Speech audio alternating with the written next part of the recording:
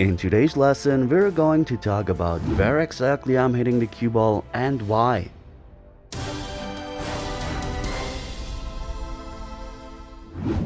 I finally used my GoPro to support my videos with a first-person view, and because this is a great view, we're going to run a rack of 9 ball and talk about where I'm hitting the cue ball and why. Before we start, I often talked in earlier videos that recording yourself is a very good way to analyze your game and what you did wrong. And by the way, this is how this channel actually started. Well, using the GoPro this time was really an eye-opener for me. While editing the footage, I noticed that I stand up too fast, and I also could see that I'm aiming to a slightly different point on the cue ball until I do my final stroke. So this was very useful for improving my technique in the future. If you have a headcam too, just give it a try. And now let's start. Okay, here we go, and now let's break.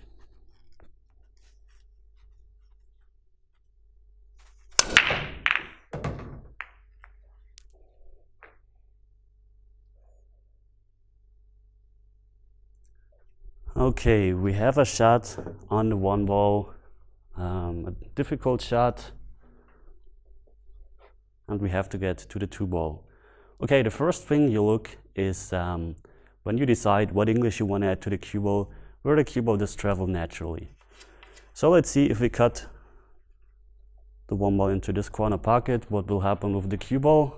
You can also go down and check that, and the cue ball has a really high chance to go into this pocket.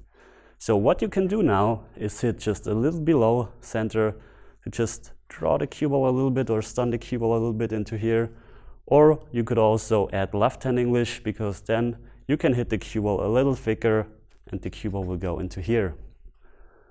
So now let's see what we can do on this shot. Well, it's not an easy one. I think I'm just gonna hit a little below center, because the left hand English will open the angle here and bring us towards here into nowhere, and I want to go to this side. So I'm adding a little bit of low on the cue ball so that I can go towards here, and then maybe also a little bit of right hand English so that the cue ball doesn't go into the 8 ball. So a really difficult shot to start with.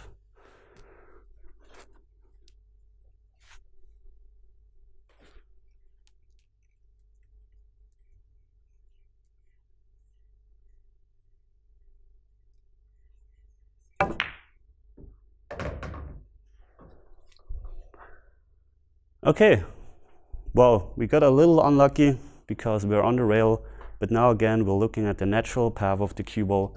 It of course always depends how hard you exactly hit. You should watch the video about the cue ball physics if you don't know that principle. But here, yeah, we will probably go into the rail, and then the cue ball will maybe hit the 9 ball. So what we have to do is, let's remove the magic ball rack first. What we have to do is add a tiny bit of left hand English so that we definitely will pass the 9 ball and have a position on the 3 ball.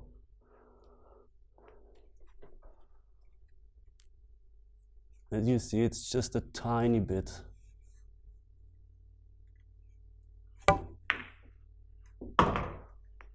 Okay, turned out nice. We have the perfect angle on the 3 ball where we can go into the rail, and towards here where you can play the combination shot. Again, we're looking at the natural path of the cue ball, and the natural path will go into here and then probably out towards here. So we have to bring the cue ball a little more to this side so we can play a little more low, a little more speed, or a little left hand English. Always personal preference. Looking at the shot, yeah, I'm probably playing a center stun shot with a tiny bit of left hand English, just a little bit, so that I can go towards here and play the combination.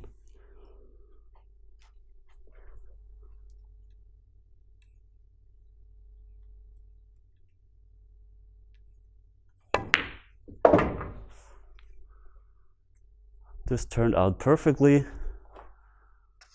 So yeah, here obviously the combination is dead. You know that the 4 ball will stay right about here. So we're gonna draw a little back and play the 4 ball into the same pocket.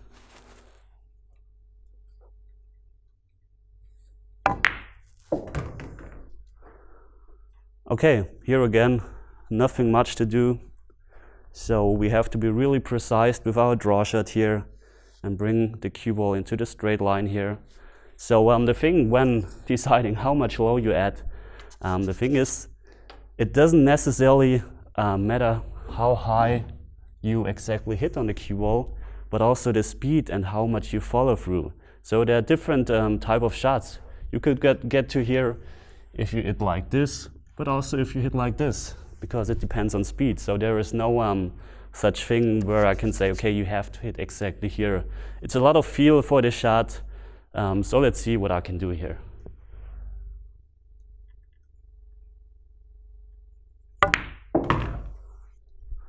And as you saw, I hit a little too hard.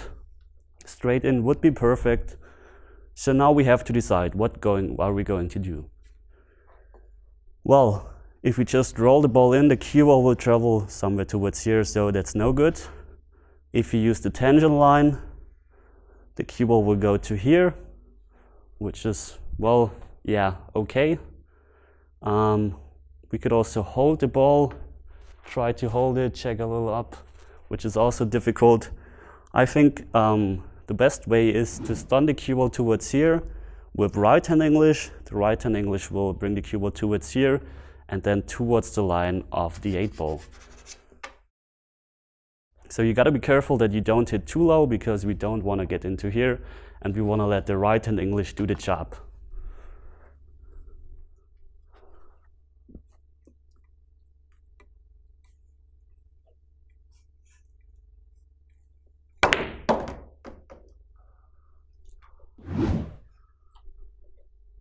Okay, we got perfect here.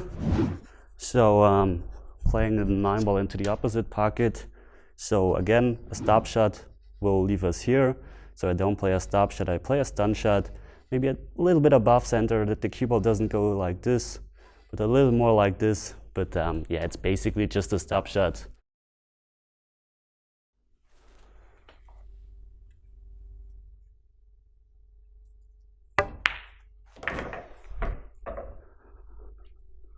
Okay, perfectly on a 9, and here I don't just roll the cue ball in, but I play it with a stun shot or draw shot as well, so that I avoid a kick.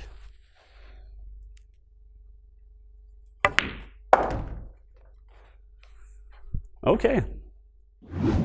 Let me know in the comments if you like this lesson and if I should do more videos using the GoPro. Before we pick a random comment, I want to tell you about my Patreon page real quick. On Patreon, creators like me can offer additional content to the audience. On my page, for example, you can get access to different drills and articles, bonus videos and podcasts. You can do my playing ability test. You can send me a video to analyze and I will give you feedback. You will receive a training plan and even can get one-on-one teaching in real life or via video conference. So if you like my videos and the stuff that I do here on YouTube, you will definitely like my Patreon page. The link is in the video description. And now let's pick a random comment from my latest video. Dustin wrote, "Awesome, I love these adjustable drills. Keep up the great content, man. Thank you." Thanks for your comment too, Dustin. And yes, the thing with the adjustable drills is I had to find a way to present the drill in my video that is useful for a lot of people with different skill levels. So those adjustable drills are the perfect way, because everyone can pick their skill level and then work their way up to the most difficult level. And I also like it because it's very challenging. It's almost like playing a video game where you have to level up, and each level gets more and more difficult. And that's the same with this drill, and yeah, you really improve by going to the next level. But there, of course, are also drills that don't require different skill levels. For example, drills for your technique that are also very important. Okay guys, thanks for watching. If you liked this lesson, consider to leave me a thumbs up or share this video. And if you didn't like it, let me know in the comments what I can do better. Thanks to my sponsors, thanks to my patrons, and as always, see you at the next lesson. Take care.